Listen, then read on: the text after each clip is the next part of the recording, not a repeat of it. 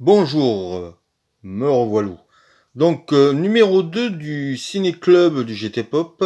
Aujourd'hui, il sera consacré à un blockbuster, parce que c'est bien de ne pas faire que l'auteur. Ça sera donc L'Arme Fatale de Richard Donner, production Warner, avec Mel Gibson, Danny Glover, ça rime, et surtout scénario Shane Black. Mais je reviendrai tout ça à un moment donné. Pourquoi j'en parle? Parce que ce film est important, pas forcément au niveau cinématographique, mais au niveau de ce qui, du changement qui s'est opéré après la sortie de ce film en France. Je vous explique, ça a l'air compliqué comme ça, mais c'est très simple. Les années 80, l'été, c'est-à-dire juillet, août, même juin, vous vouliez voir un bon film en salle, c'était difficile. Enfin, c'était pas vraiment difficile, mais ce que vous aviez, c'était les séries B, les films d'exploitation de la canon, les films avec Chuck Norris, les Jean-Claude Van Damme, les petits films d'horreur, le genre les Carpenters ou les Romero, voilà. Et pas d'autres, pas de blockbuster en tout cas à se mettre sous la dent.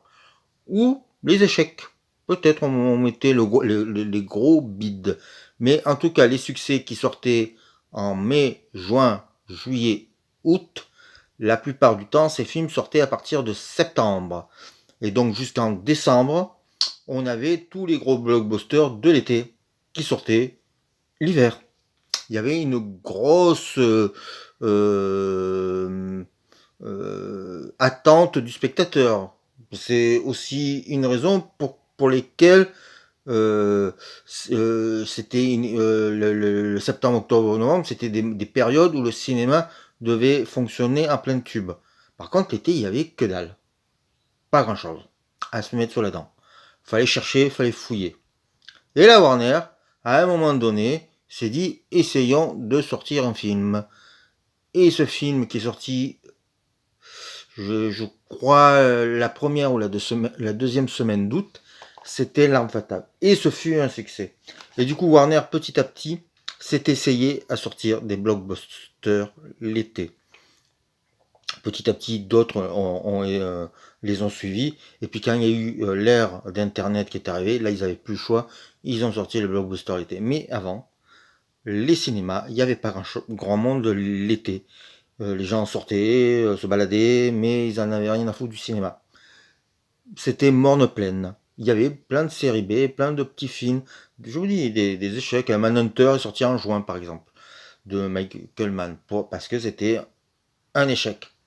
Bon, je vais pas raconter cette histoire pendant 10 minutes. On en revient à L'Arme Fatale. Alors, L'Arme Fatale, petit classique du blockbuster. Je dirais un polar, parce que en le revoyant, je me suis rendu compte que véritablement la, les 20 dernières minutes sont de l'action, mais sinon, il y a une enquête avec des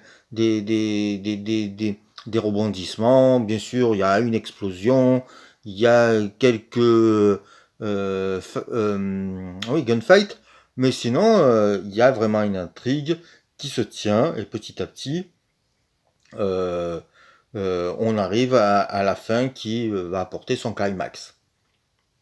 C'est le film qui va faire de Mel Gibson une star. Mel Gibson s'est fait connaître en Australie. Alors pourtant, il est américain. Il a fait les Mad Max. Il a travaillé avec Peter Weir sur Gallipoli et l'année de tous les dangers. Et puis après, il a voulu retourner dans son pays. Mais bon, petit à petit, il a dû se coltiner quelques petits films. Et puis après, ce qui va vraiment le mettre en lumière, c'est L'Arme Fatale. Et ce qui est intéressant, c'est que dès le début, ce film, on se dit, c'est fait pour Mel Gibson. Mel Gibson est un acteur particulier. On pourrait le rapprocher à Clint Eastwood dans les années 70. C'est l'acteur qui prend à chaque fois une branlée. Il prend une tannée, il se fait torturer ou quoi que ce soit. Clint Eastwood avait le même problème de dire. C'est un des acteurs qui se faisait le plus battre dans les films. Et Et donc il y a ça dans L'Arme Fatale. Alors je sais pas si c'est par rapport à la personnalité qu'ils ont choisi cet acteur-là, je ne le sais pas, mais en tout cas, c'est intéressant de savoir. C'est la période où le buddy movie est à son apogée. Les années 80, il y a eu 48 heures qui a donné une sorte de base à ce genre. Souvent un blanc, un noir, un vieux, un jeune.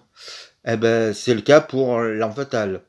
C'est produit par Joel Silver, qui s'est spécialisé dans ce genre, le buddy movie. Et la preuve, c'est lui qui a produit le premier 48 heures. Joel Silver, qui va devenir un grand producteur à cette époque. Et L'Arme Fatale, ça va être une franchise, il y en a eu 4. On attend un 5e qui devrait un jour peut-être se faire. Pas sûr, hein, vu comment ça tourne. Parce que maintenant, ce qui est compliqué, je fais mon petit aparté, mais faire un film policier à gros budget, on le fait de moins en moins. Pour quelle raison?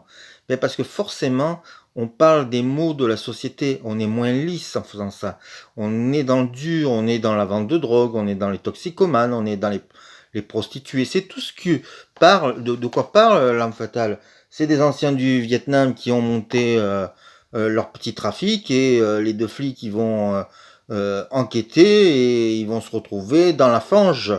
Euh, Ça commence par une jeune fille qui a tourné dans des pornos, qui prend de la drogue trafiquée, qui se jette d'un balcon, qui se suicide donc. Mais bon, voilà, on est dans quelque chose de, voilà, on est dans le réalisme.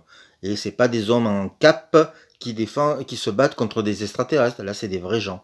Et donc, c'est difficile à faire aujourd'hui. Mais tout ça est intéressant parce que L'Arme Fatale reste un film réaliste. Ce qui disparaîtra au fil des films, puisque après, ça deviendra des couillonnades où on explosera des bâtiments en entier, où il y aura plein de personnages périphériques qui arriveront. Mais Shane Black a écrit un scénario au cordeau. Shane Black qui a écrit Last Action Hero et qui a réalisé des films comme Kiss Kiss Bang Bang, Bang ou The Nice Guy. Donc, qui est un passionné de films noirs et de polar. Mais là, il le matine un peu de Taxi Driver, puisque ce sont des anciens du Vietnam, ils sont traumatisés, Mel Gibson est joué un suicidaire. Et ça donne un film parfait, qui nous éclate toujours et qui n'a pas vieilli. En plus, il y a la musique de Michael Kamen et Eric Clapton pour saupoudrer le tout, donc c'est formidable.